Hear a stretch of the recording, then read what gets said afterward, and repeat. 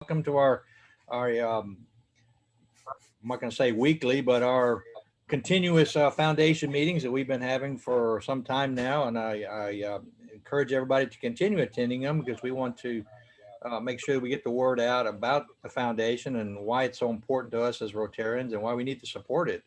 And so today we're going to try to give you more information that you can take back to your clubs to also create that awareness with them, because I think it all starts with awareness. We need to uh, put the foundation in front of our clubs and make them aware of that it's there. And, you don't want to hose feed them with all that information all at once, but a little at a time.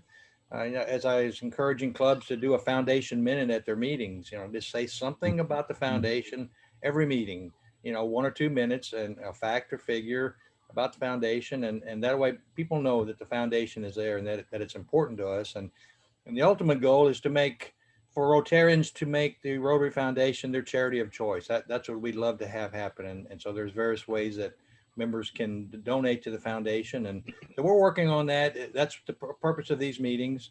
Hopefully someday when the pandemic subsides and we're able to get back to work, we can get back to action and start doing things instead of just having meetings. I think everybody's ready for action, and I know I am. But anyway, we do what we have to do. So with that, I'll turn it back over to Juan and we'll get started today. Okay, thank you, Eddie, very, very much. I also want to say a particular welcome to all of our Club Foundation committee chairs. I know we have some already here. The members are also joining us. Some of them are committee members are here. Also, they recognize the club presidents-elect, and I think we might have already, or otherwise we'll have some assistant district governors. So it's really important that we all work on this together. Today, we're going to have a very special meeting. Let me share my screen. And okay, that didn't go well. I thought I had everything squared away. Hold on.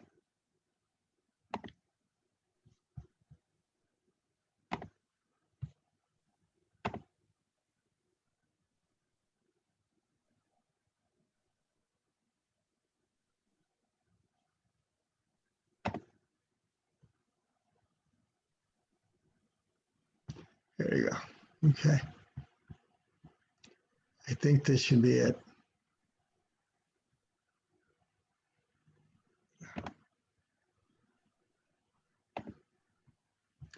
Okay. Okay, can y'all see that? No. No. Cannot see it. All right, okay. All right, here we go. Share screen one. Okay, let's see. On the bottom. Green on the bottom. Okay.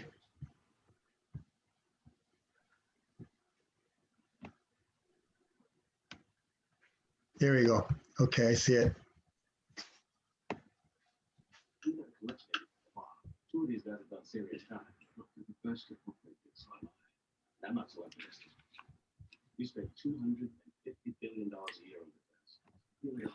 The fate of the planet is in the hands of a bunch of retards. I wouldn't trust them.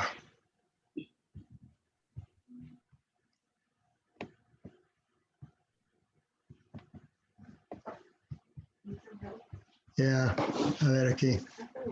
I don't know. I had everything squared away. Mira, no, mira, como que se tapa. A ver, ciérralo. A ver, Aquí? minimize it. Yeah. Morning. Okay, here we go.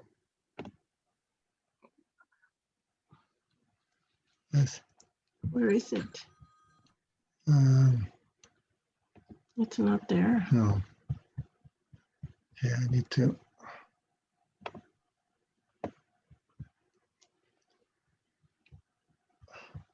Oh, yeah.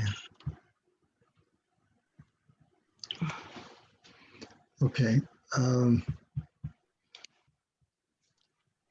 Let's see. Are you sharing? I thought so. Yeah. You know, But it's not there. Or where is it? it should be open. PowerPoint. Yeah, it should be open.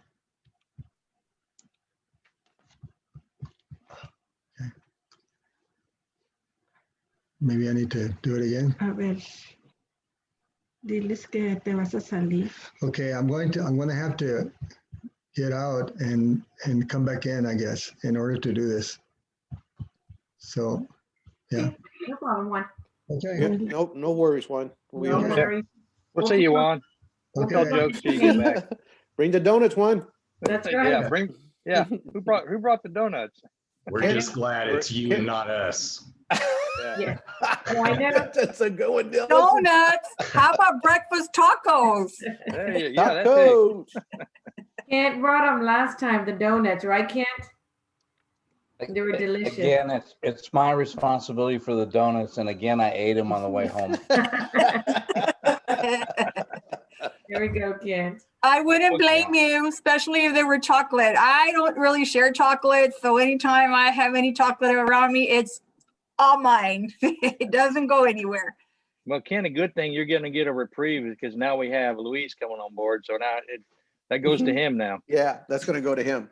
He doesn't know it yet, but it will. Yeah, exactly. You're muted, Al. Oh, he's not talking to us. Okay. I And know. so to Alisto, let me say, there are no Rotary police. And unless they stop you on your way home, you can eat all the donuts. It'll be all right. Good morning, everyone. Can you all hear me? Good We can hear morning. you, Al. Hey, Al. Okay, good. Hi, I Al. just wanted to make sure my audio was off, so sorry about that, but good to see everybody as well. See Likewise. you too. Yes. Welcome. Hello. I'm glad to see everybody here this morning. That's Hey, Renee. Well, I look like I'm glowing or something. What's going on here? You Good morning, are? everybody. Right. you're I'm not angelic. angel. Don't let the optics fool you. It's that white jacket you have on. Yeah, I know. it's a little chilly. I think I'm seeing a white halo too. I don't know. Oh, I turned that off. Yeah, All together. Look at that. Mm-mm. Renee, That didn't always help. glow. You're still You glowing. always glow, man. You always glow. uh-huh. All right, now I can't see. Oh, get this.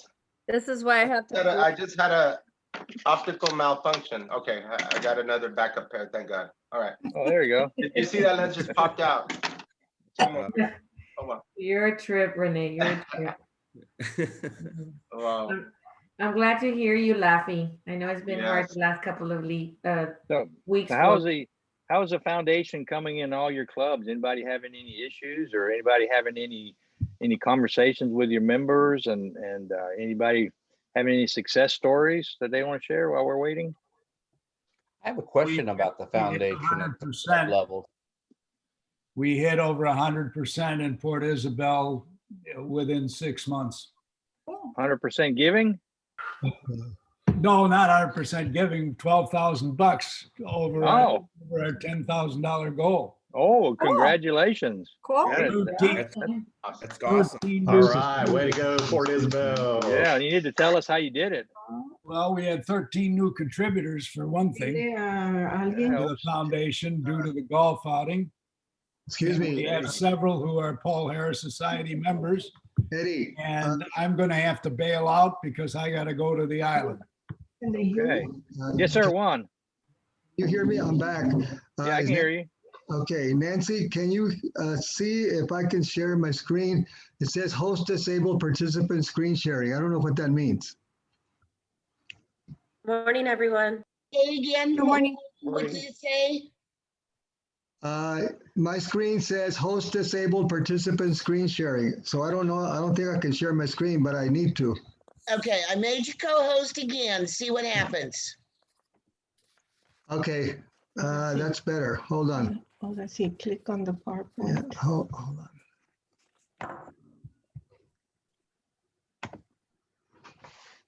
Okay, and I will share. There we go. Okay. See, you hollered Nancy and I was there. So. Thank you, Nancy. That's good. Got it, Nancy. Thank you. Okay, good. Bring the donuts, Nancy. Can everybody see that now? Yes, I can see. Okay, outstanding. Okay, we're good. I apologize, everybody. Something screwy just happened and I don't know how to explain it. Hey, if anybody knows something happened, it happened to me. So it happened to me yesterday. All So I right. should know. Okay. Mando the hacker. The hack, I got hacked, That's man. true. I appreciate y'all being very Happens to everyone. understanding. Okay, today, as I was mentioning, we have real good information that we want to share with everyone. Sara Pompa is going to tell us about district scholarships, and Nianna is going to share with us information about the Rotary Foundation alumni. After that, we're going to move into a different section. We're going to start talking about the preparation of club presidents-elect for pets. And this is really important because it has to do with our role in helping to prepare these individuals for their leadership positions next year. And so Ellison and I and others have some information that we want to share with everybody. So to start us off, I'd like to ask Sara to get us underway. So Sara, please. Thank you, Juan. Can everybody hear me okay? Yes. Yes. Awesome. Yes. Thank you so much. Good to see everybody. I'm here to just give you some info on the scholarship opportunities that are made possible through our Rotary District 5930. We're talking about the Costa Rica International Experience. We're talking about scholarships for military veterans who are seeking post-secondary ed. And we're also talking about our Global Grant Scholarship. Just to give you a little bit of background, so technically the process begins when we contact the leaders or the leadership of higher education institutions that are within our district Rotary 5930.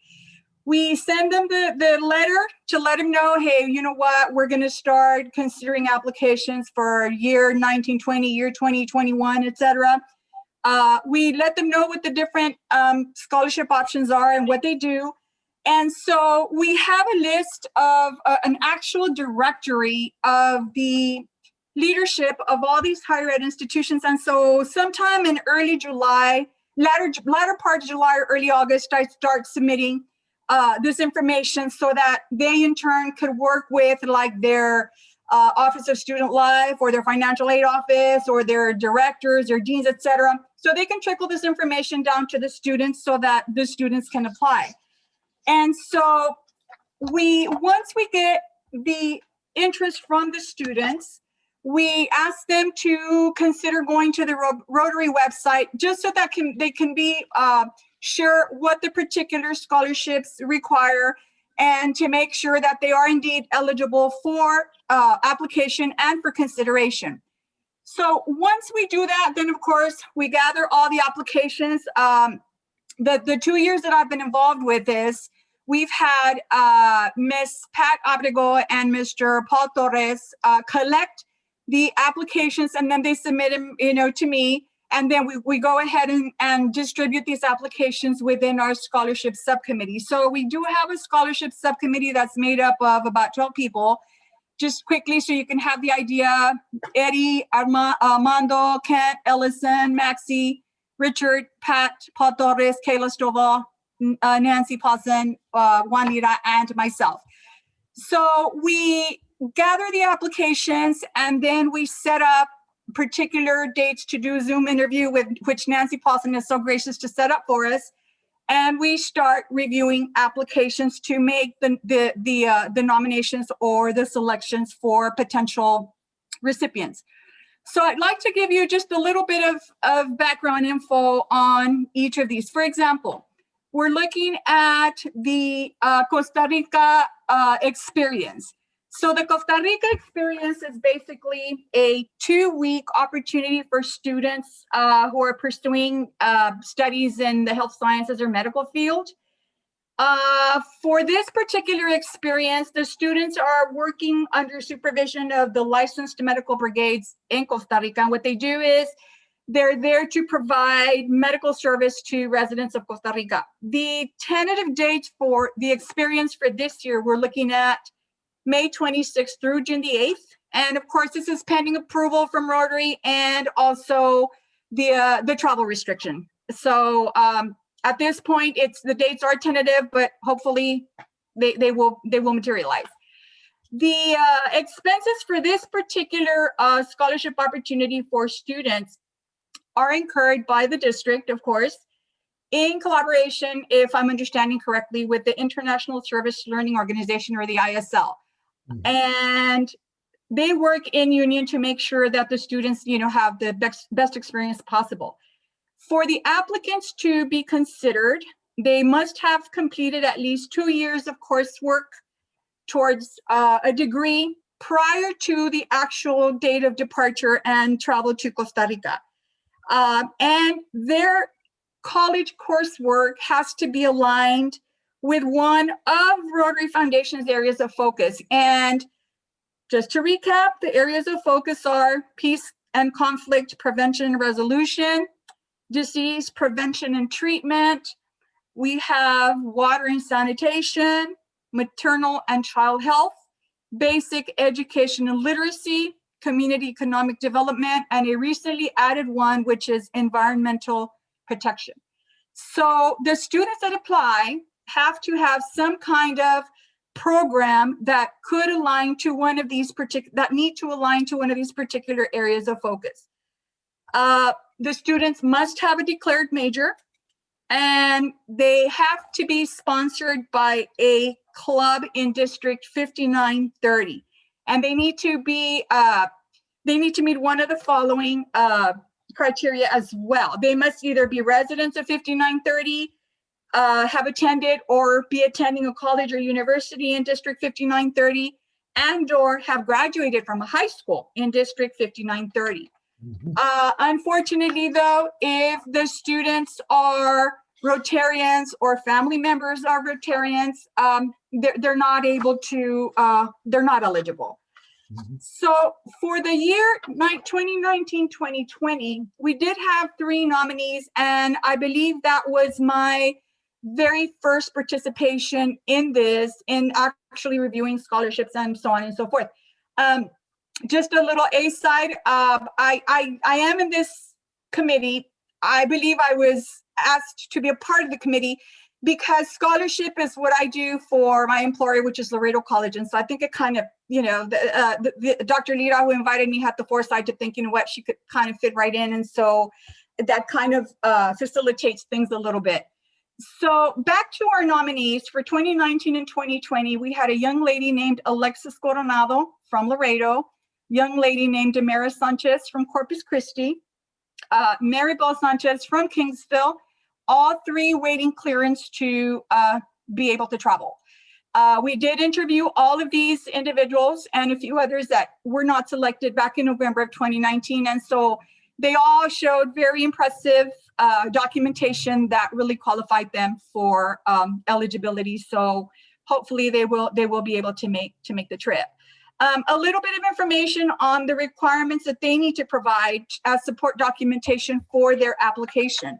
So we're looking at, of course, their basic info, educational info, employment, and then there are 2 writing samples, which kind of excites me a little bit because you may not know this, but I am an educator by profession. I am an English major. I did teach high school. So when I see writing samples, I like jump right in and read stuff and make sure that they are making a good argument for the reason for consideration. And in their writing samples, they provide autobiographical information, mention their strengths and their weaknesses. There's a statement of intent that asks the student or the potential applicant why they're interested in this, why they're interested in that particular field of study.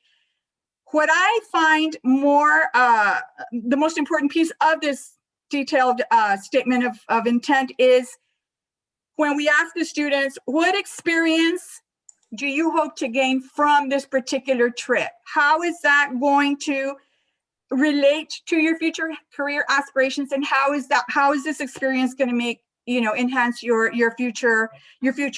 They will also request letters of recommendation, either from academic instructors, employers, or supervisors, and of course, the official transcripts. The local Rotary Club endorsement is also a must. And then within that application, there's a certification on part of the student where like with every other application, they certify the truthfulness and accuracy of the info that they're providing. They certify that they understand all requirements that are for this particular experience, and that they do abide by any conflict of interest policy that may be in place. Now, what I found really most interesting about this particular scholarship was the commitment from the three different sides, being, of course, the recipient, the District 5930 Scholarship Committee, and then, of course, the ISL. Because for the students, it's very easy to say, oh, well, yeah, I want to do this. Let me fill out, and I'm selected, and oh my God, yes. But I think they need to be very clear as to what their expectations are once they're out there. And so I think this document is really, really very important because it enumerates the following. So the students have to make sure and understand that they are expected to participate as scheduled. They need to ensure that their documentation for travel, which includes their passport and their immunization requirements, are in place so that they can travel, and so that they don't have any delays because their documentation is not in order. They do have to register on the ISL website. They need to be available to deliver presentations on their experience before the Rotary Club, their sponsor, and before District 5930, either before their trip or after. They are going to function as members of the medical brigade. Very important, they're going to maintain regular communication with District 5930, with the scholarship committee, at least twice weekly as a recommendation. And they're also going to be encouraged to post on any social media platform. So they're going to be documenting their experience. They need to make sure that they are able to provide for their own personal expenses, which what is not covered through Rotary or ISL. And more importantly, they need to make sure that they're able to include the following ancillary equipment or materials, if you will. We're looking at, they've got to provide their stethoscope, their blood pressure cuff, otoscope, medical scrubs, and then have funds to cover personal expenses. Another very important thing about this particular document is that they agree that if for some reason beyond their control, they're not able to attend this particular experience in Costa Rica, they need to advise the scholarship committee chair no later than, in this case, April the 10th, so that we can make sure to cancel out whatever transactions had been made with respect to their trip. Now, regarding the commitment from Rotary, well, as we all are probably well aware, so Rotary will pay for the Costa Rica Scholars ISL registration fees, room and board, some meals. Rotary will pay, if I'm understanding correctly, the round trip coach airfare to include departure taxi, either from Corpus, Victoria, McAllen, Laredo, and all the way to San Jose, Costa Rica. On part of the ESL, the commitment there is to provide 24-hour professional bilingual staff that accompany students at all times, airport pickup and drop-off, ground transportation, lodging, some meals, drinking water, instruction by licensed medical professionals, medications, and supplies, quality experiential learning, and a meaningful glimpse into another culture. I think this particular scholarship opportunity is a really great opportunity that is made available to students, and I think it just adds to the well-roundedness of any education that they have accomplished thus far. And so basically this takes care of the Costa Rica experience. The other scholarship that we have is intended for veterans, and it's basically for them to pursue undergraduate studies or graduate studies, or maybe even just a certification program from an accredited recognized college or university. The intent of this one is to assist veterans that might already have exhausted any kind of funding that they may have received by virtue of being a veteran, and who might not otherwise have any means to continue or to start their education. The Veterans Scholarship is awarded annually, contingent upon, first and foremost, availability of funds, but also contingent upon the students maintaining their prescribed academic standard, or as we like to call it, GPA. And then, of course, proof of enrollment. Funds for this particular scholarship for veterans must be used in their entirety within a year of the date of the award. Now, what are the eligibility requirements for this particular scholarship? Well, obviously the first one is to be a veteran who can show proof of having been, honorably discharged. The need for financial aid, demonstration of. They will authorize Rotary to publicize the scholarship if they're selected.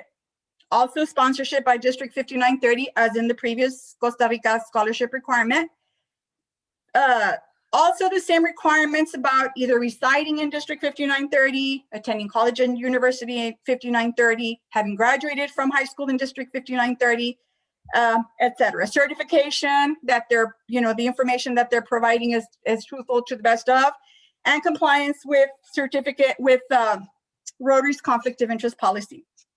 We do have a student who was selected back in 2019.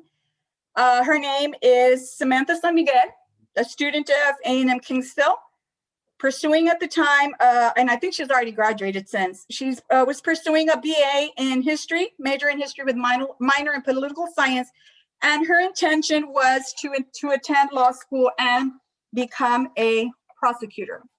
So, as in with the previous ones, the scholarship selection committee will review the applicants, and then we will notify applicants of the selection, whether they were selected or not. As with the previous, we also need writing samples of the applicants, reasons for applying, field of study, etc., academic strengths and challenges, acceptance letters from the student's current, an acceptance letter, from the college or university that the veteran plans to attend, and of course, your letters of reference and any transcripts that might be available.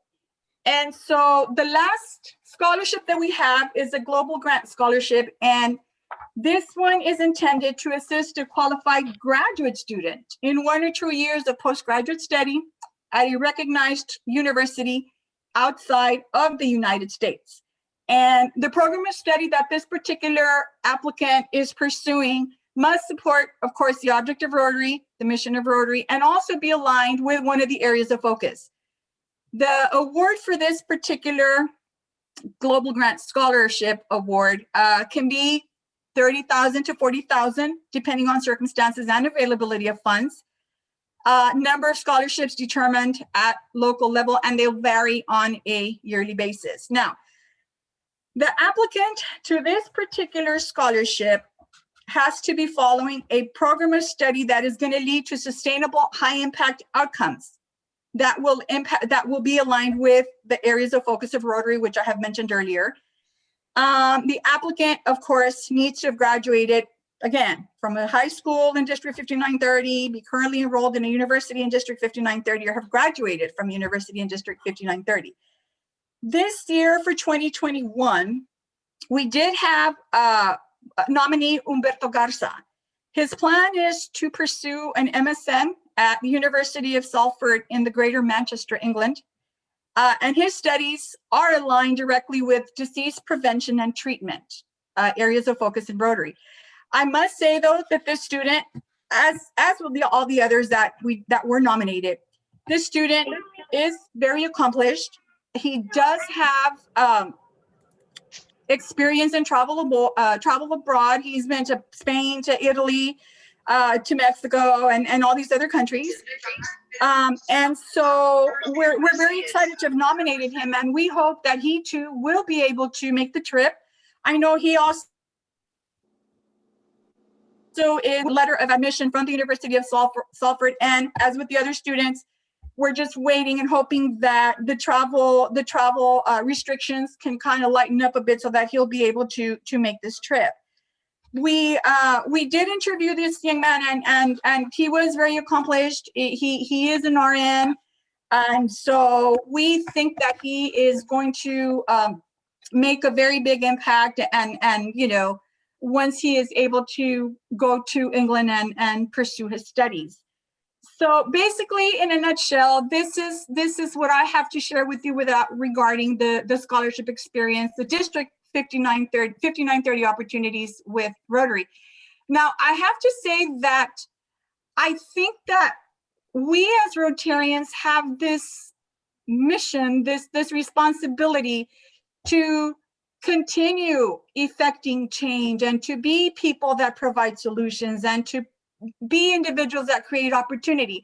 And in the case of this scholarship, I think it's really important that we continue to fund or to support the foundation, because eventually those funds will come back in diverse areas, as in we see here with the scholarship. And I think scholarship, not to undermine any other initiatives that are supported by Rotary Foundation, but I think scholarship is very critical because we do have some students that would have no other way to go to Costa Rica and experience, or like in the case of this young man, Mr. Garza, to, again, go to another country to experience that. And so I think it's critical. I think that we need to take this information, share it with our clubs, encourage our club membership to support, and maybe this will give them a clearer understanding of what exactly are the areas that are supported by foundation, and maybe they can reach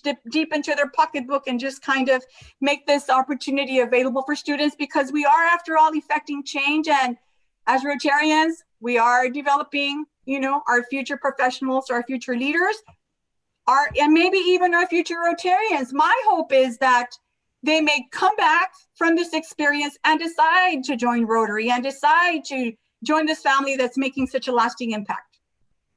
Thank you. Sara, this is Al Chop. I have two quick questions. What would you say would be the average value of the Costa Rican scholarship? And two, how are those funds distributed? Is it a lump sum?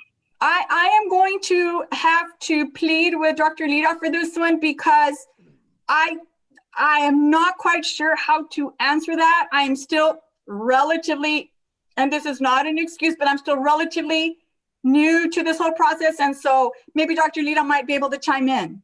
Yeah. Al, thanks for the question. I think you're asking, what is the total cost for the scholarship experience? Is that right? Yes, sir. Yeah, that's right. Okay. If I remember correctly, and I know Ellison is listening as well. If memory serves, it's approximately $3,200 or $3,300 per individual student to make the trip. Okay. Yeah, that's about right. Once going and coming in and yeah. Okay. Yeah. So but I mean, Sara's right. The money that we use comes from donations that all of us make to the foundation, and principally the donations that we make to the annual fund. Yeah. Because as we mentioned before, the donations to the annual fund are invested for 3 years, and then at the end of that time, the dividends are split in half.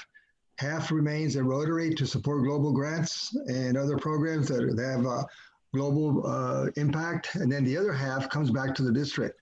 And our district divides that half into a portion going to support district grants, and then the other half for our portion goes to support scholarships and global grants that we're asked to support, and other initiatives that we've got in the district. So I mean, we make very, very good use of our money, but this is one of the most important parts. Yeah, Al, we typically, except from a district perspective, we typically budget for at least 2 students to go on to Costa Rica. Depending on how much money we have available, we have, so many things we have to budget for, but typically about 2. Good. Yes. No, that's pretty reasonable for a 2-week period. So that's yeah. good. Yeah. If I may just add one thing, not totally related to the students that I discussed earlier, but it's amazing what an opportunity like this will do for a student. If you'll just indulge me for like 2 minutes. I had a work-study student at Laredo College, which is my employer. Very shy, very introverted. She would do her work, but nothing, no really outgoing, extroverted type of personality. She transfers to TAMU after, I gave her her first job ever. She goes to TAMU.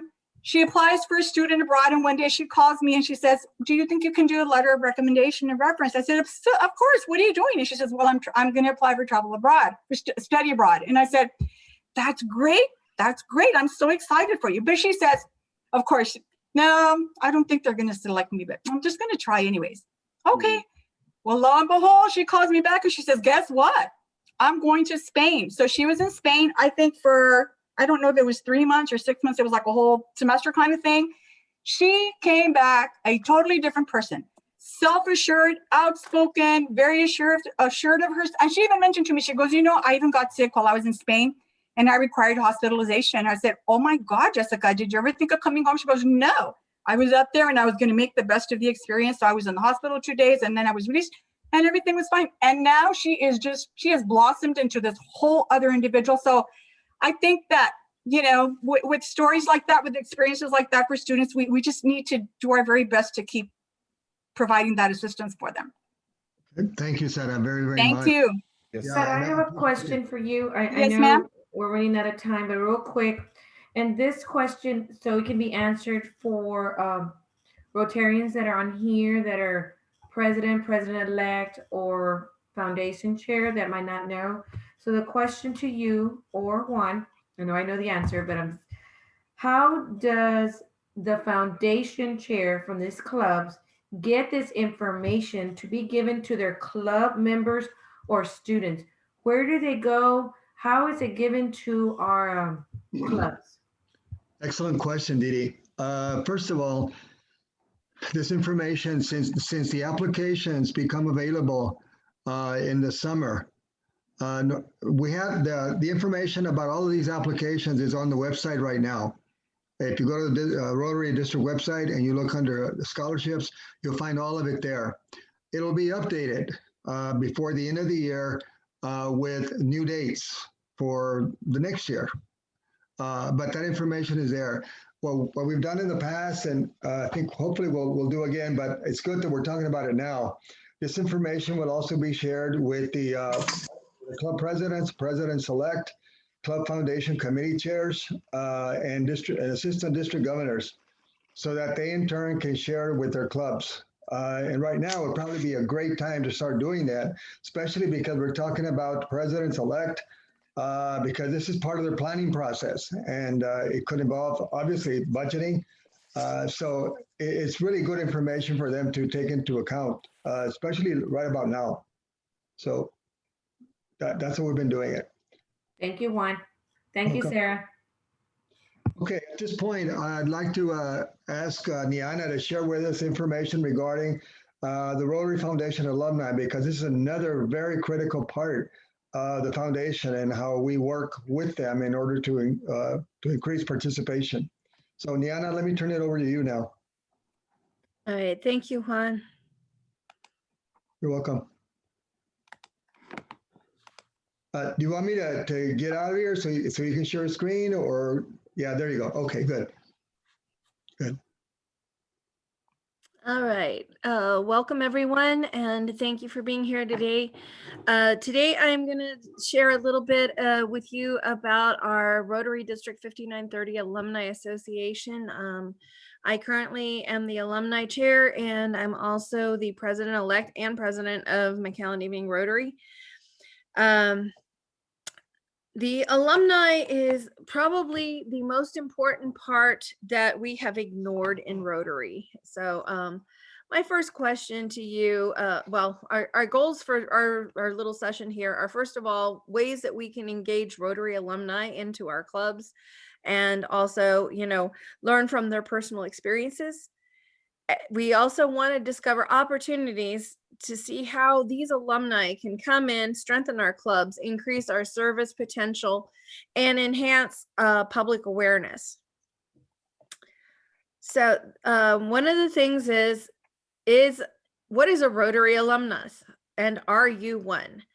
A Rotary alumnus is a person who has previously participated in one of Rotary's many programs, who may or may not have become a Rotarian. Mm-hmm. So if you would look at the participants pane of your screen, would you click yes or no on your check mark or your X inside that screen to let me know if you yourself are a Rotary alumnus or not.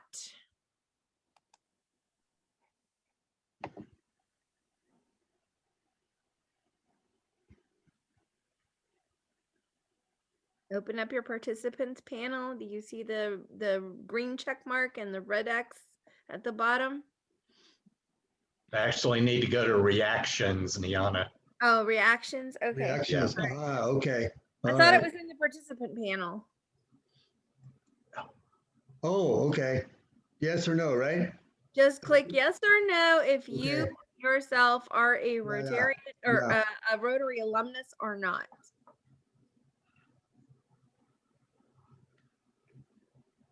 I don't know. Yeah, I don't either, but I'll put yeah.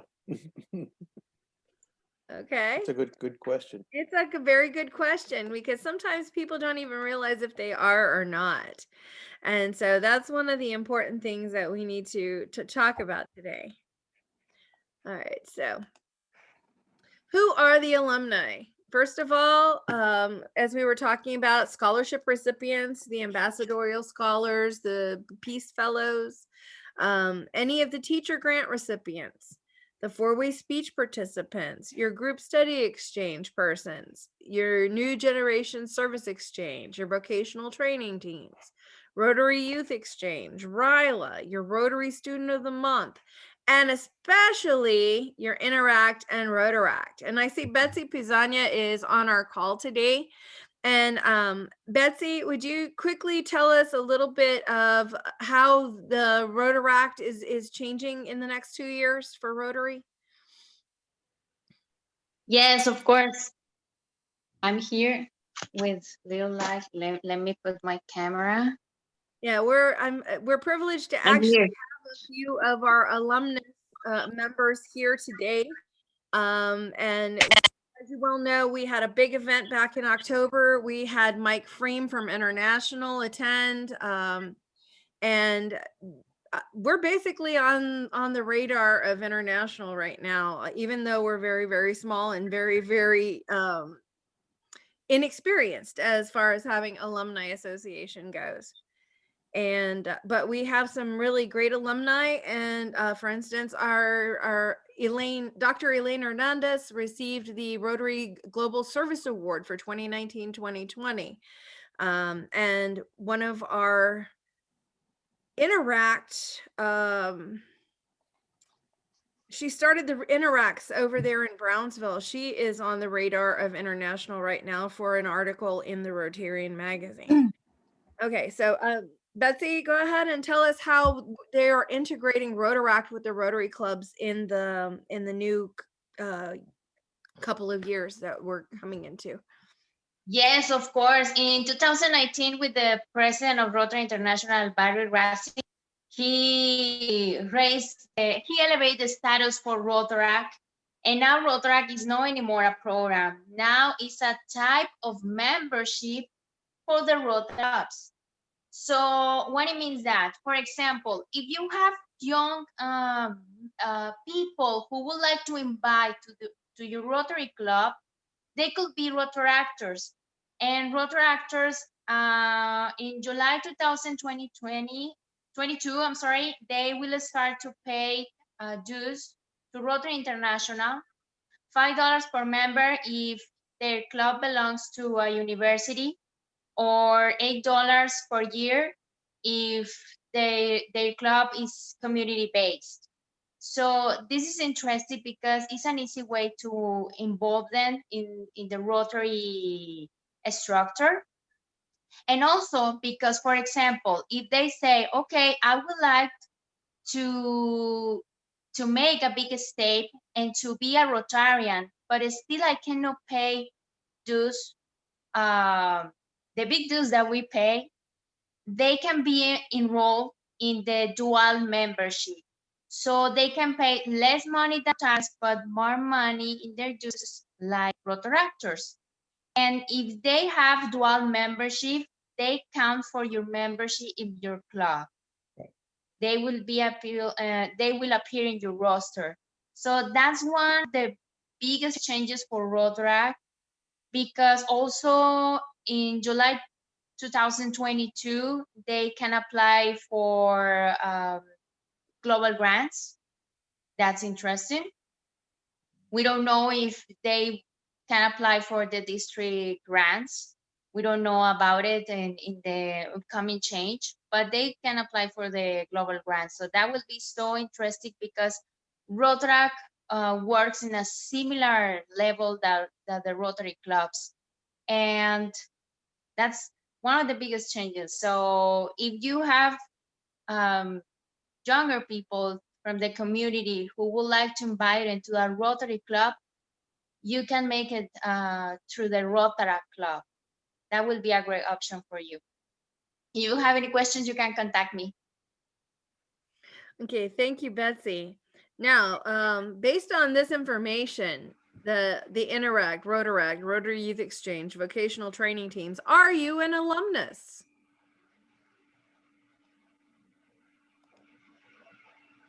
So we answer the question again? Answer the question one more time, please.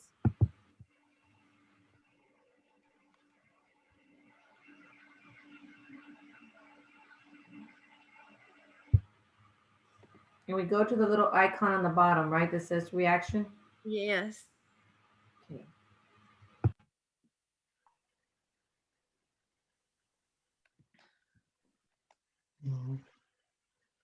Pues yo no. Betsy gave us a big part.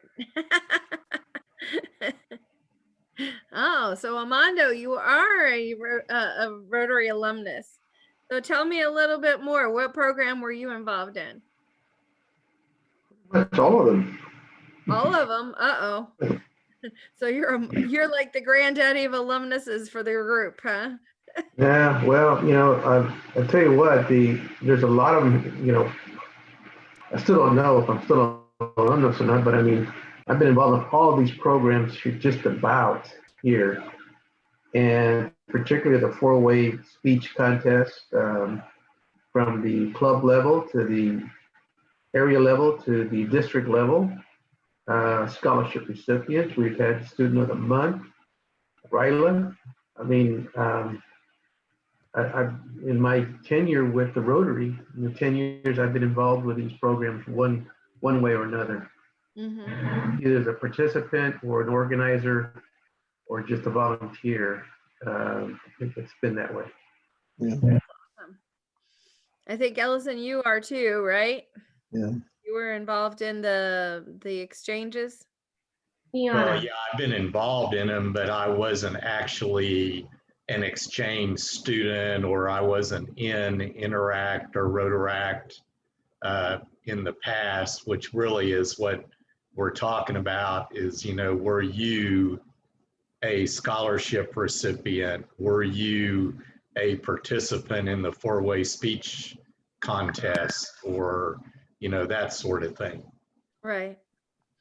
Well, now they've actually have the four-way speech competition at the club level, so that actually opens up a new type of alumnus there. What were you going to question, Didi? I think it was what Ellison was saying, that I wasn't a participant in any of this prior than being a Rotarian. Then I became a Rotarian. I got involved, sorry about that, in these programs. So I think that was, Ellison kind of cleared that definition for many. Yeah, Great. that's a Thank good you. clarification too. Thanks, Dee Dee, and thanks, Ellison. Yeah, I was not a actual recipient or beneficiary of these programs, but as a Rotarian, I participated one way or another with these programs. So That's usually what happens. We end up sponsoring somebody in any one of these programs as a Rotarian. But before we became a Rotarian, were we part of one of these programs? Yeah. What And were you? I think that's a really good clarification. I'm really glad you brought that up, Nianna, because and I mean, all of us, were kind of a little, didn't really understand it, I don't think. And so, so it's really good. So thank you. Nianna? Go ahead. Yes. I haven't been a recipient or participant in these programs directly. However, because of my involvement in Rotary, I know several people in my area that have done that. and I'd like to introduce them to your committee. I would love that. That's exactly why we're having this talk today, because people don't even realize just how many alumni there are in Rotary. And if you actually look at it, there are roughly 300 that pass through the group, the district every single year. 300 people that are benefits of these programs. And yet they're not filtering into Rotary, which is one of the big problems that we're seeing. So let me go ahead with the presentation, and I'll talk to you just a tad more about that. As I said before, Dr. Elaine Hernandez is one of our distinguished alumni. She received the Rotary Alumni Global Service Award in 2019-2020 for all of her international work. Here are the stats, guys. This is the reality that we're looking at with regards to the alumni. 84% of current program participants are interested in Rotarian membership. That's the poll from Rotary International, guys. 66% of the alumni are interested in membership. 14% of alumni are members of an alumni association, because there aren't very many. And that's why it's so crucial that we get this alumni association up, running, and solidified, because only 2% of current Rotarians are actual alumni of the Rotary programs. 2%. When we have 300 running through every district pretty much every single year, where are all these people if only 2% are becoming Rotarians? That's the big question. Okay. So first thing that we need to look at is when we're choosing these people for these programs, we need to look at all and see the relationships that we're actually cultivating. Because a lot of times, you know, as we're seeing this, we're choosing these people, but there's no real interaction between the Rotarians and these students or the vocational team members. And so when they come back from these events, they give one presentation and they're gone for good, because there has been no real relationship cultivated between the Rotarians and that particular program participant. The other thing is we need to have these alumni there to mentor the next set of people, because their experiences are very different from just being a normal Rotarian. These are people that went out into the field. They did something special for Rotary, and now they're coming back. They need to be able to do something with that experience. And so they need to be able to give that experience to someone else. And so finding a way to make them a Rotary member is very, very, very important. We need to invite them into leadership opportunities and fellowship with our clubs. Maybe they need to be a youth liaison for your club, or maybe, how can we get them involved in service projects? These are very important things that we need to have as a discussion with each and every club within the district, because we are losing every single alumnus that we have. Only 2% are becoming Rotarians. We have to make those relationships, and we must continue those relationships. Was somebody, did someone have a question or a comment? No. Nianna, the only thing that one of the things that comes to mind from this, this excellent information, is the direct connection that exists between Rotary alumni, the Rotary Foundation, membership, and public image. They all work together. This is great, because I think when we tell our stories about experiences that some of these alumni individuals have had, and you make it known to the public, much like what the scholarships recipients have done, that gets the word out about the kind of impact that the Rotary Foundation can have on the lives, not only of the individuals who experienced it, but also on the individuals who were impacted by these people. And so I think it's a great opportunity to take advantage of. Absolutely. The other thing, I lost my train of thought. I'm so sorry. Let me go ahead. So we need to look at what can we possibly do at a club level to keep those district alumni, because this is our future. The first thing I would suggest is to identify a youth services director for your club. Okay. Because the youth services person is going to be dealing with your Interact, your Rotaract. They're going to be dealing with your scholarship people. And so the youth services person is one of the key people that needs to be in on this.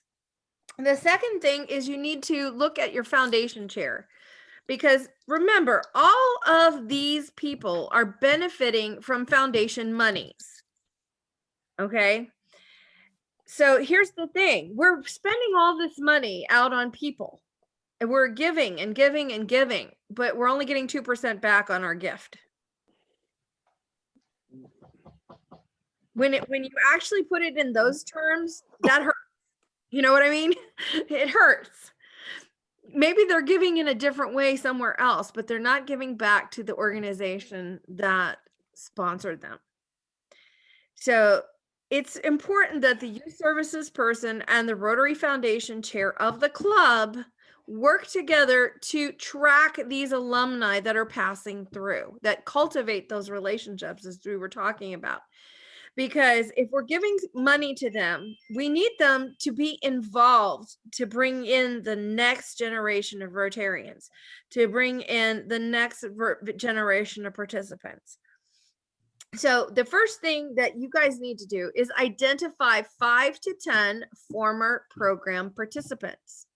You guys know who all these people are. They have been your RILA kids. They have been your 4-way speech competition kids. They have been your scholarship recipients.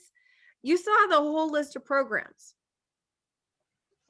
Every one of you knows at least one person that has participated in some Rotary program. And all you need to do is identify them and share that information. Okay, that information, the name, the address, the phone number, and the email needs to be shared with the alumni committee. All right. Dee Dee is on that alumni committee. Elaine is on the committee. Betsy's on the committee. I'm the chair. We have David Ortiz. He's on our committee.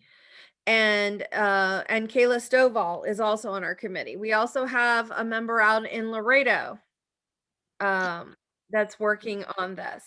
Nianna, there's a question that came up from Gail Hoffman on the chat. I don't know if you saw it. She wants to know how do clubs find out who these people are, who these students are? I mean, is there a directory or something? Or how do you know? The question, that's the thing, because Rotary International only keeps a very limited amount of information on the global grants, or maybe even the ambassadorials or peace fellows. So Right. the list that we actually have is very limited. Number one, that the one that we can access on the international level. Mm-hmm. The second thing is that list is very out of date, because these people that are going through these programs don't realize that they have an option to update information on myrotary.org. And they're not going in and they're not updating information. So all these emails are just bouncing every single time that I send out information. Okay. And One thing that I'm thinking about that maybe could help is I'm thinking about our club here in Laredo Rotary Club. We have three Interact clubs that we work with. All of them have a sponsor, faculty sponsor at the school level. Yes. As we know, these kids graduate. So one potential way of looking at it would be to talk to the sponsors of the high schools and identify who their graduates are. And if they know something about these kids, their contact information, it might be a way to start making an attempt to get in touch with them to find out where they are. This is important because if these kids have gone on to higher education, then it's been my experience that sometimes when they get to college, they don't know whether or not a Rotaract club exists. They don't. Majority of them do not, and they might be looking, but they don't know how to find them. Right. So this is where Rotarians could come in and connect them with someone there, perhaps, or even one of the Rotary clubs in the area. Might be able to give them some information about whether or not there is a Rotaract club at the college or the university with which they can become involved. So that's just 1 minute. Somebody is at my door, and I'm not sure why. Give me 1 second, guys. Okay. Let me add to Nianna's answer on that question is, if your club is having student of the month and your club has been doing student of the month for the past year or two, you go find those students of the month and you give that information to Nianna. Right now we're doing RILA, and let's say your club is sponsoring 2 RILA students. Those are going to be alumni. If they attend, then you give that information to Nianna. It's a database that's being created. So you have to go into your club, your Rotarians, and ask who was the youth services, or who was in charge of the 4-way speech contest, who was in charge of the scholarships that they received, like Sara. And those names are given to Nianna to create the database, because she's correct. We have names all over, and then the ones we do have, they're not correct or updated in our own personal database. So do y'all have any other questions that maybe I can answer when Nianna comes back? No, that's a good point. Given that we have a little pause right now, Ellison, do you want to talk a little bit about the district annual fund and Paul Harris fellow matching? Hang on, I'm Oh, back. you're back. Okay. He's back. Sorry about that, guys. That's okay. Okay, so as I was saying, and as Didi was saying, it's necessary to track and share information. And if we could have a district-wide database to add these students into, to add these participants into, with email address, phone number, we can keep them much more updated and informed. And it's crucial that we keep them participating,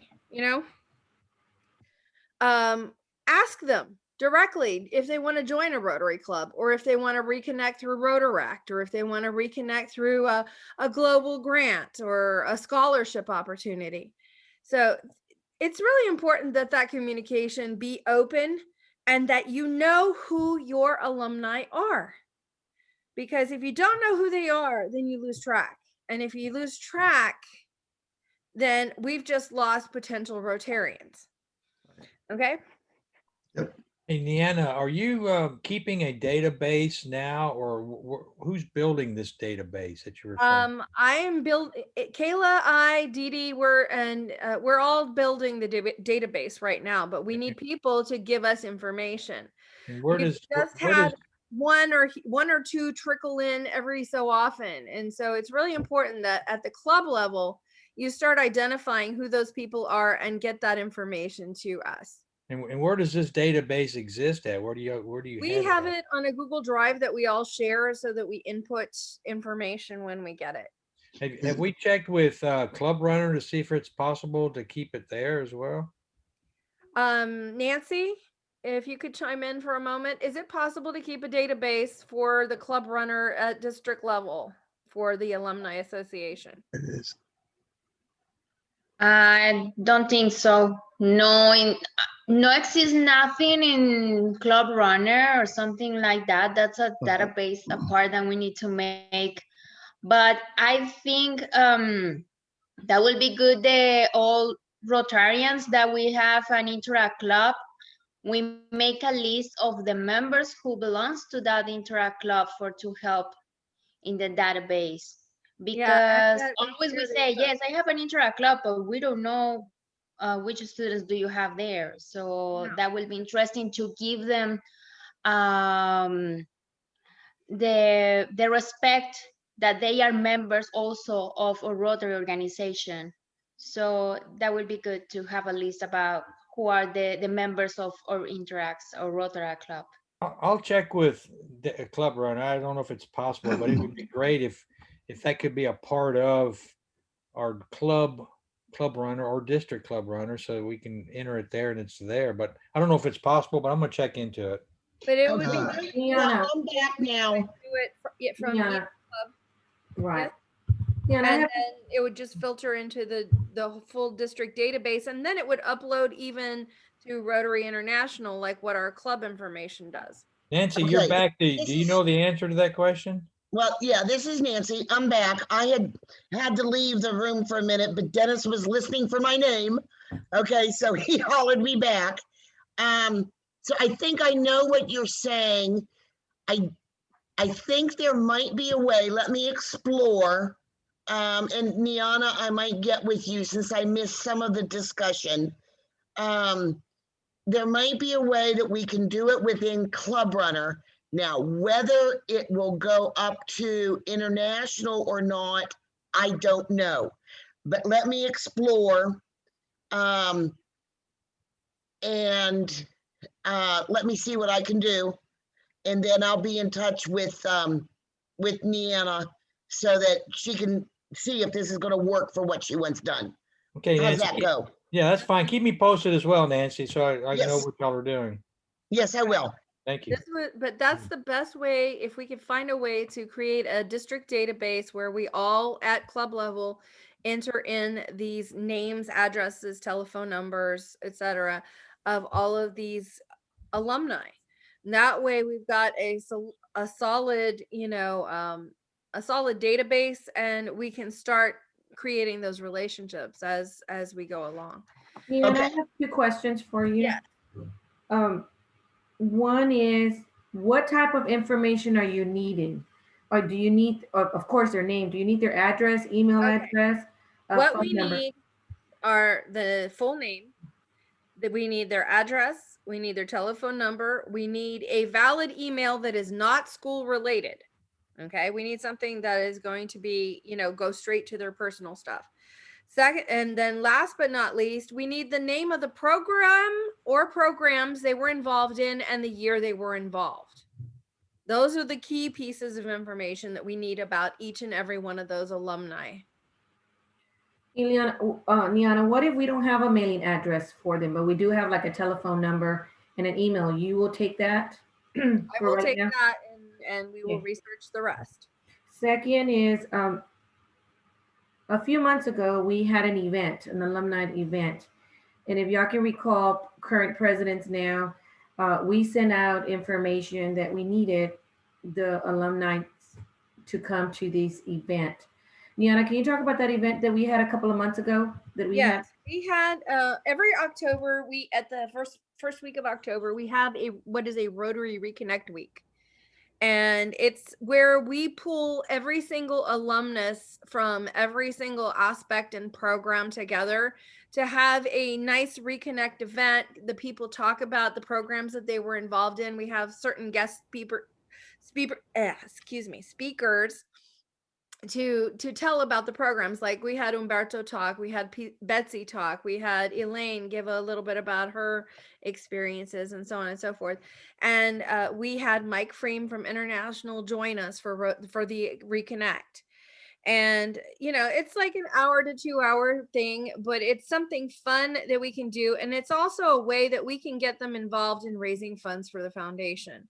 The ultimate goal is to have every alumnus contribute some money every single year to the Rotary Foundation. And I know this is just in its beginning stages, but the idea is to get them to connect first, and then we will establish the giving guidelines.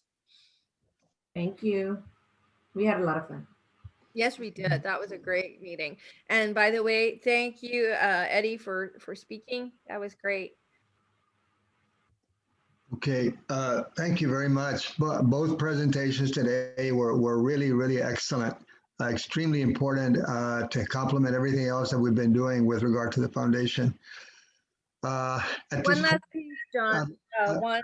Yeah. I wanted to make sure that when you're going around finding your alumni, it's very important to let them know that we have a district alumni page on Facebook, that they need to go and like our page so that they can stay informed about events. We also have a private group.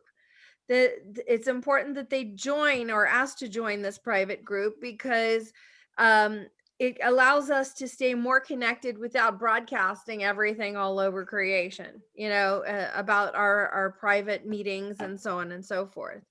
So that's very important that they be part of both of these groups so that they can maintain that contact, even in addition to the database. So, Okay. Ken has a question. Thank you, Nianna. Ken has a question here. And Ken, do you want to ask your question? And maybe somebody can answer it for us.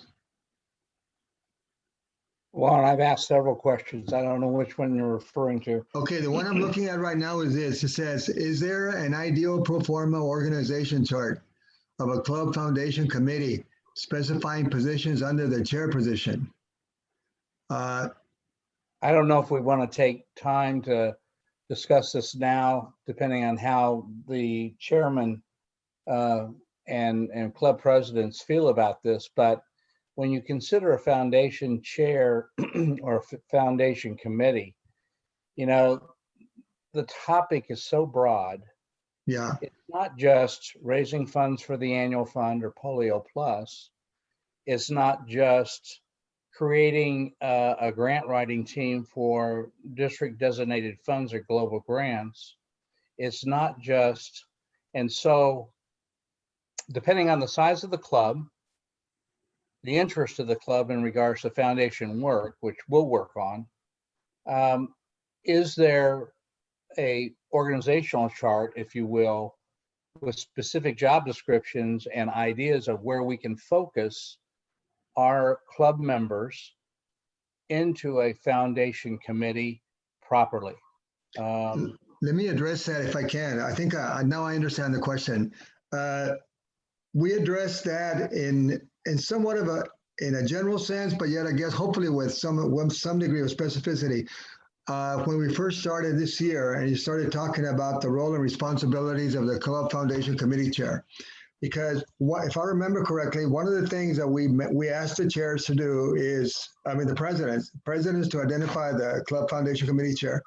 But along with that came a description of what we would suggest that the committee chair do. One of these was to identify members of the committee that could work with the chair to promote, help people understand what the foundation was about, and then to help them identify initiatives that the club could undertake.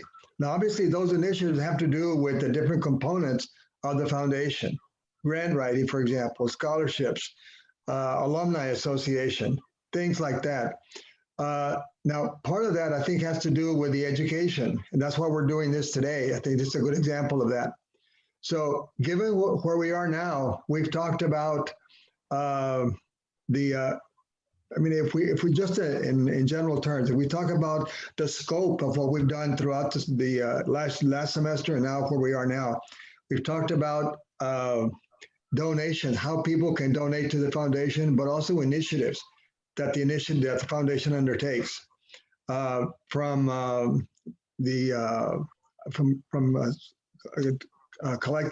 collecting money, district grants, global grants, scholarships, the alumni that we're talking about here today. There may be initiatives that are unique to that area that are important that could be supported by the foundation. That's something else that could be talked about. So it's very, very broad, as you said.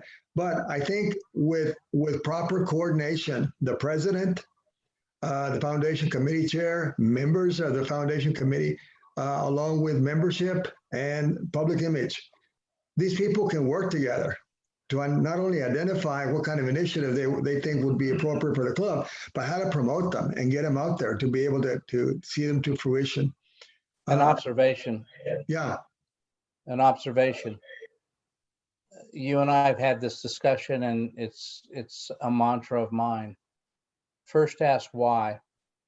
you know, I can ask people for money. That was my job for a long, Yeah. long time, over 40 Right. years. Yeah. Your job 40 years was teaching.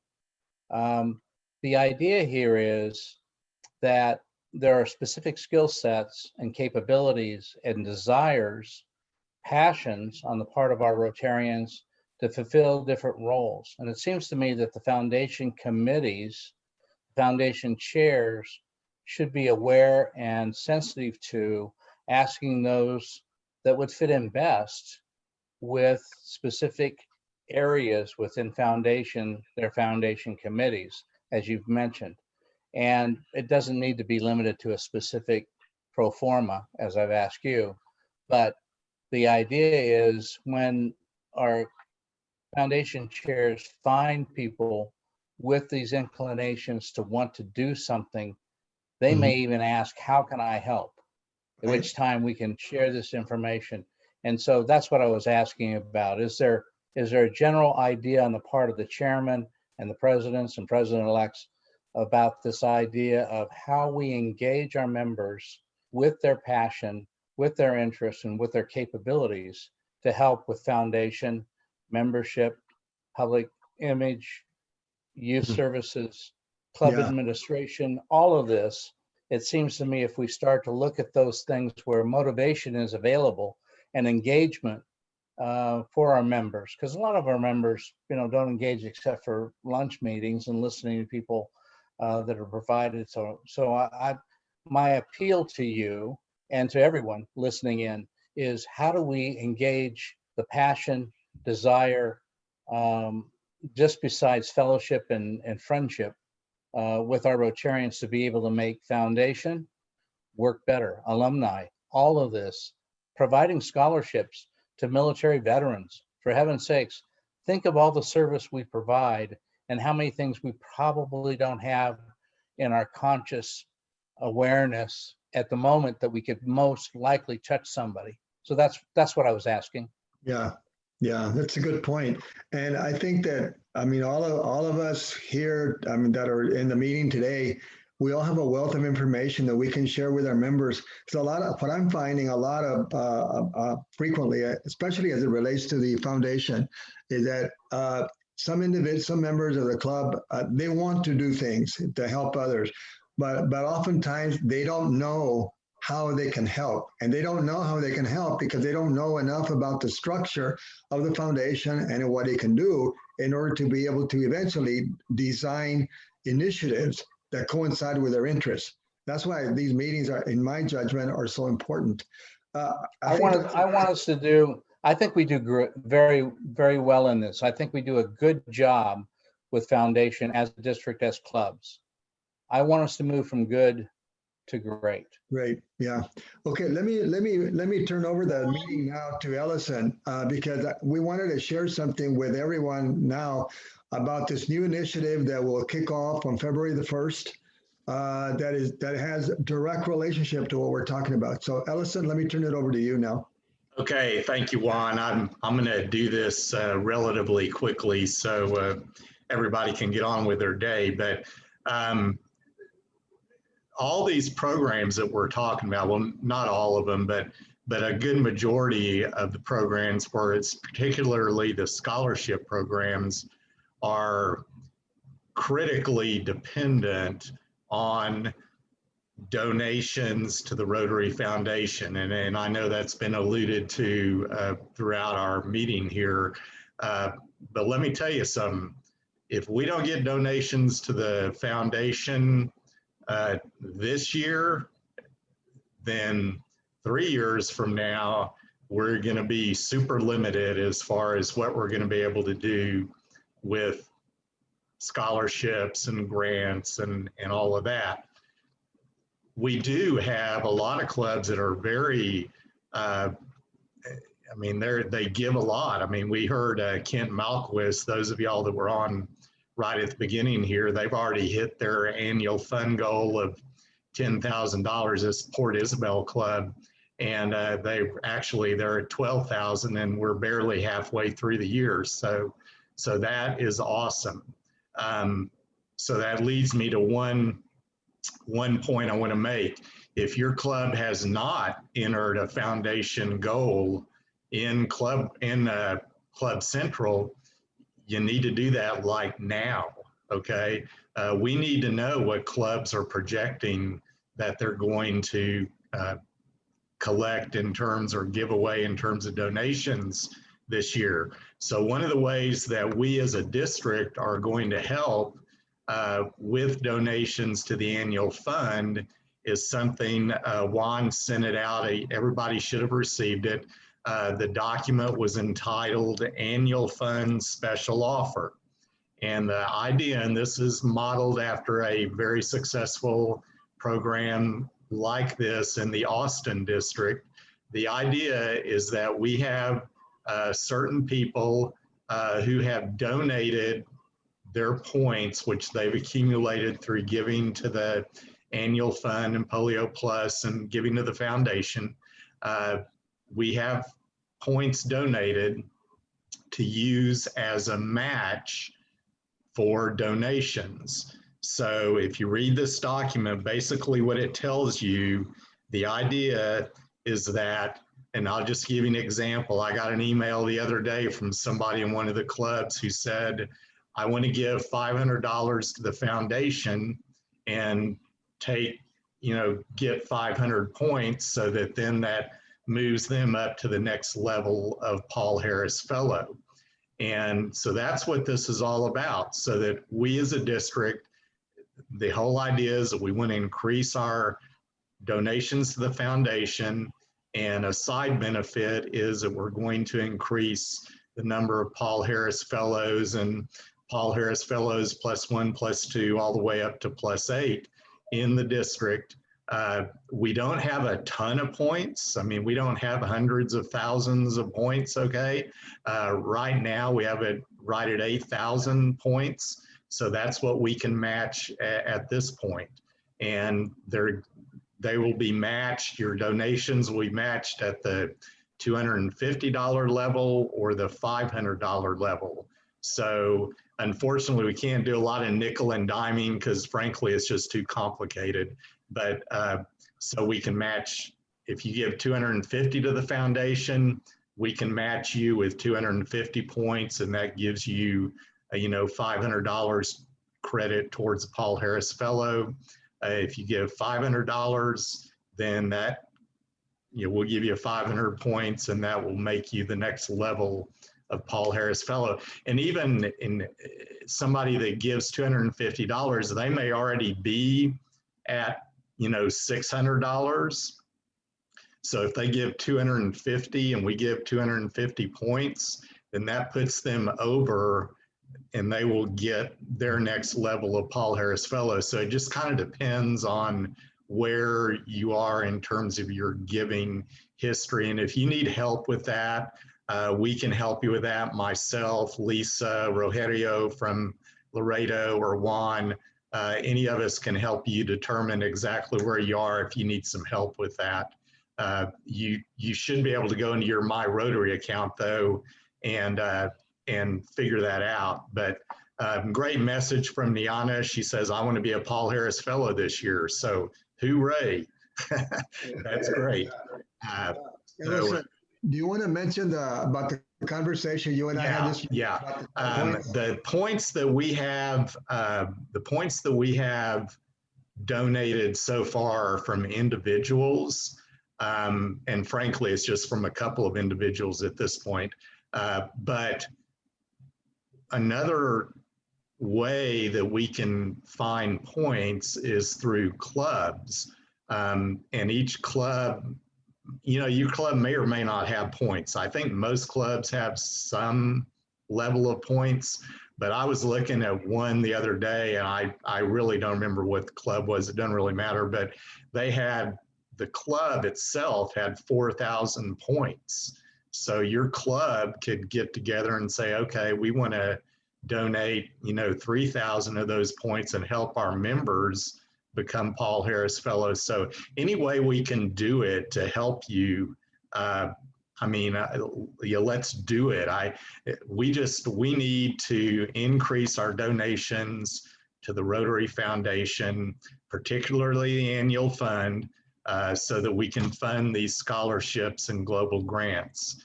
And this program is scheduled to go from February the 1st through April the 30th, right, Juan? I'm looking at my, okay, through April the 30th. And so we have 3 months to make it happen. And so Eddie says he'll present the Paul Harris Fellows to those that want to participate, so, which is great, and appreciate that, Eddie. And so anyway, I think that's kind of a, you know, in a nutshell, what it is. There are a few rules and regulations. If you look at this document, it'll tell you exactly the process that you need to go through to make it happen. The first thing you have to do is make your donation to the foundation. And then once we verify that, then we can do the matching point deal. So does anybody have any other questions? And thank y'all for your participation in this. One of the things that I just wanted to mention, and I shared this with Ellison this morning, I know that all the leadership teams of all the clubs have received this information from me by email.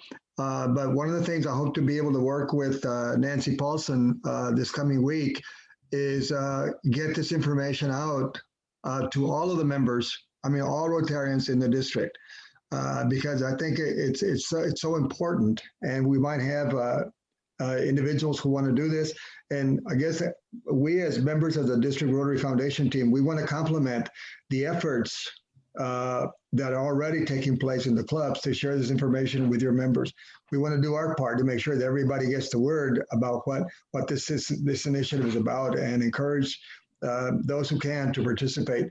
And I was particularly interested in the club part because clubs do have, in a number of instances, the clubs have points that they've accumulated over the years, and this is one way that they can use at least some of them in order to help other individuals become Paul Harris Fellows, including some of the members of their own club. So yes. Yeah.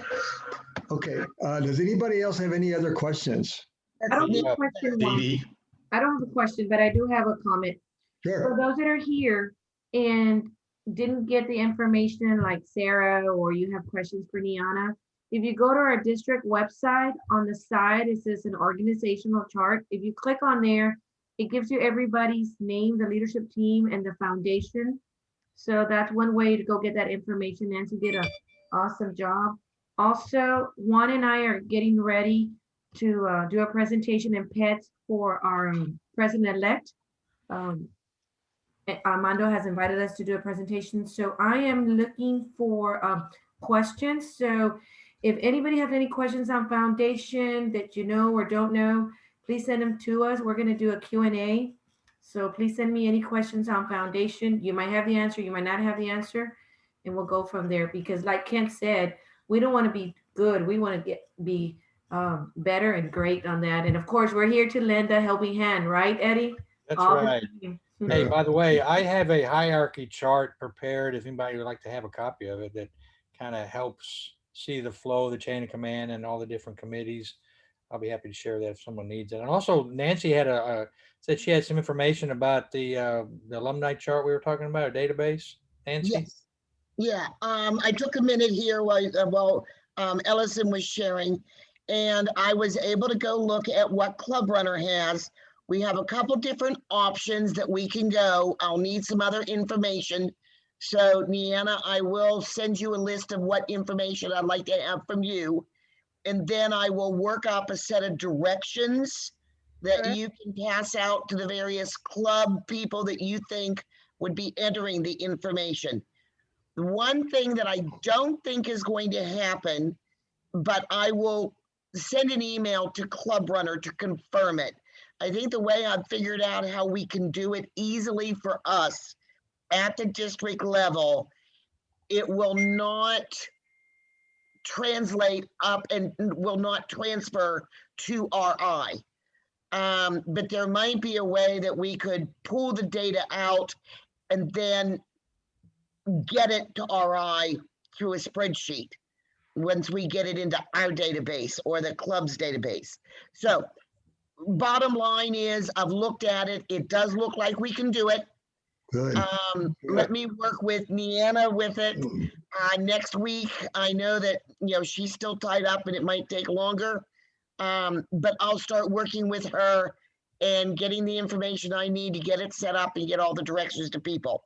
Gotcha. The other thing is, yes, I've already started working too with Juan and coming up with a story and a highlight for the next newsletter for what Ellison was talking about as far as raising funds, getting their foundation goals in there, and the program with the matching funds and how they can do it. That I've gotten it written part way, got some good graphics with it. And from what Juan I know had sent out. So yes, I'm working on that already for the February 1st newsletter. Thank you. Hey, thank you, Nancy. That's great. One of the things that I wanted to just remind everybody about, especially presidents-elect, you should have received an email, I think it was on Thursday, from Sharon Miles. She works with Region 36, also Rotarian, announcing that to Monday the 25th, I think it's at 6:30, there's going to be a Zoom meeting, and she gives you the link that will be provided by Region 36, and this is for presidents-elect. It's called an open mic forum, basically encouraging presidents-elect to tune in from several districts in order to find out information about foundation that might be useful. This will complement information that we've already shared at the district level.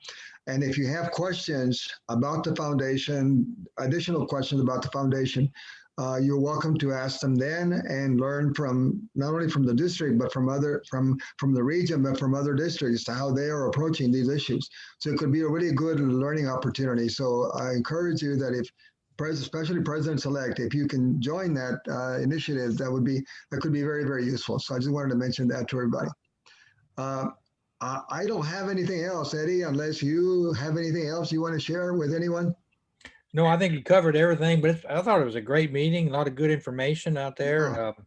I just think that the biggest thing that we need to do is get the information back to our clubs. We talk about all these different programs and how we can make the members aware of it, but it all starts with us as leaders. We've got to get it back to our members, get it back to the clubs and make announcements and promote it. Otherwise, they're not going to know what they don't know.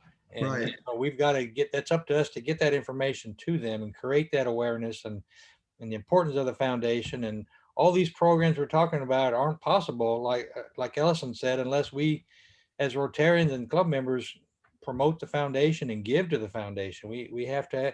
This year is the donations are really cut back, or really low because of the pandemic, and we understand that. But the ramifications of that are 3 years from now, we're going to have a very limited budget, and it is what it is. We'll have to deal with it, but this is how it works. And so we all need to understand that and make sure our club members understand that, and so that we can grow this foundation and we can make it the best that it can be. So that's all I have. If anybody else has any comments they'd like to throw forward before we adjourn. Yes. Yeah, just one final announcement. And then I would like to make a comment too, Juan, after you do your Nancy, go announcement. ahead. I also have a question. Okay. Want to clarify and also let these people know if they are going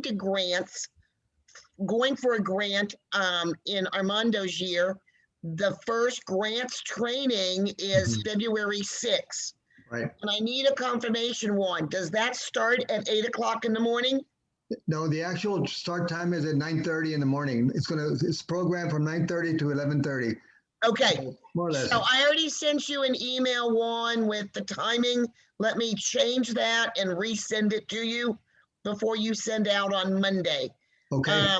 But okay, that's good to know. But that grant training is coming up on February 6th, and that'll go out to the members also. The other thing I would like you to encourage in your clubs, in the way to get the information out, is get them hooked into reading their newsletter the beginning of every month, going out to the website. As best I can, I try to post it, also the stories that I do, onto the district Facebook page. Not I don't have access to do it to the Valley Network page. I do it to the 5930 page. I don't know that how many members are actually going to that. I can tell by looking at the Valley Rotary 5930 network page, a lot of people go there, but I don't have access to post there. So I can't post what I put on the website. Bondo. Encourage your members to go to the district website and the district Facebook page. Okay, good. One final comment before we quit, and that's just to compliment what Nancy just said. On Monday, we'll be sending out information to all the presidents and presidents-elect of all the clubs in the district about grant certification training. February the 6th is one. We have others on March the 27th, April 10th, and May the 15th. And you'll get detailed information about that as it's coming up.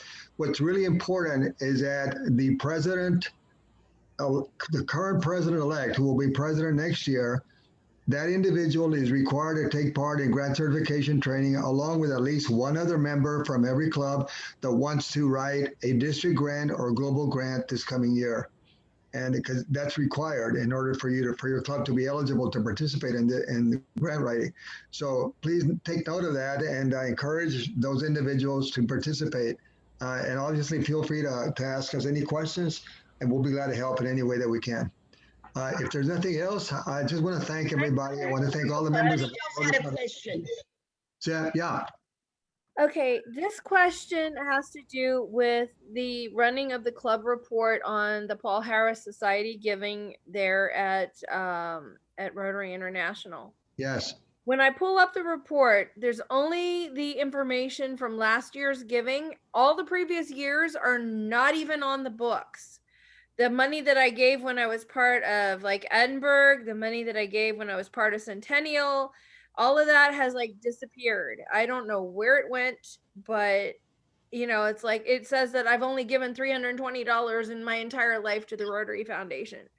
And it's Well, like, probably, and I think this is probably best handled, one-on-one, Nianna, but the deal is Faye had the same problem when she moved to another Rotary Club, where the new Rotary Club created like a whole new membership for her. And so therefore she lost all the, previous records. So what you have to do is get with Rotary, with RI, I believe it's club support and yes, foundation. Anyway, we can get you the right person, but and then have them go back and research and combine all your memberships, through the well, I'm just worried because I see the same situation for all my other club members because they I know. Yeah. Oh, okay. So that's something that's just, it's got to be fixed is all I can say. definitely. Yeah. I will be looking for that information from you then, because Okay, I'll send it, Nianna, I'll send it to you. I'll send it to you. It's a matter of calling Rotary Club Support, but I'll get it to you this afternoon. excellent. Thank you, Juan. Now I can move ahead with that idea. Right. Okay. Because even Victoria was upset when she saw that, Yeah, that's fine. Anything else, anyone? Okay, I just want to thank all the members of our Rotary Foundation team and everybody else that was able to join us today. We had an excellent meeting. I hope people are finding these meetings relevant and useful, and I look forward to doing some others during the rest of the semester. So thank you very much, everyone. Hope you have a great day. Okay. Thank you. Thank you, Bye. everybody. Let's all go out and lend a helping hand. True. All right, Eddie. You guys have been great today.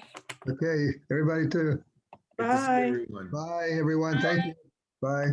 And I look forward to getting with you, Nancy.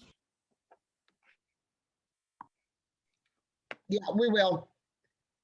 Give me this weekend and, to formalize what I need, and then I'll email you. Excellent. Thank you so much, Nancy. I appreciate it. Yes. You rock. In Rockport. Yes. Bye. Take care.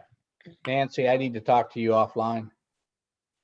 Okay, well, okay, you want to just stay here? Well, let's see. Let me get rid of Interact. I Was can, that actually a club call or a member from that? I'm from not that? sure. I'm not either. Okay, but I'm going to remove them, If it's just us two, that's great, and stop recording. report. Yes, yes. Um,